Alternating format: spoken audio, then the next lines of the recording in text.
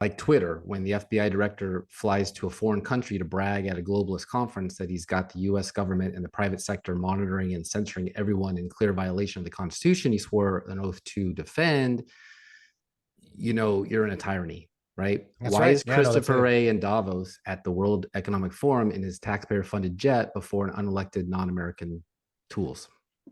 well, at this point, he's got to go out there and he's got to keep his brand name up so he can go and get that job as soon as he leaves the FBI. It's going to pay him nicely. And that's kind of where we're at these days. Like we're in a space where you get an awful lot of government people walking into what I've been calling the information industrial complex.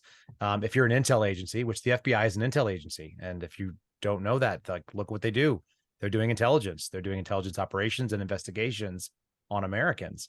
So if you are one of those things, you go out there and you got to get your brand name up and you get your notoriety up and get your mentions high. And then, then you can command top dollar when you walk into some law firm and you're just a figurehead, which I imagine is what he'd be. Cause he's not running the FBI. The people that run the FBI are not Chris Wray, just the way that the people that are running the DOJ are not Merrick Garland. It's all the people that are just below them in these senior executive roles. That's what the swamp looks like. That's what the deep state is. That's the administrative state, really. The shallow Um, state, yeah. yeah, and these folks are out there. They're really clear what their agenda is to go and get a big job somewhere else. That's why we don't hear former directors coming and speaking out, because they all have some sort of corporate alliances at this point.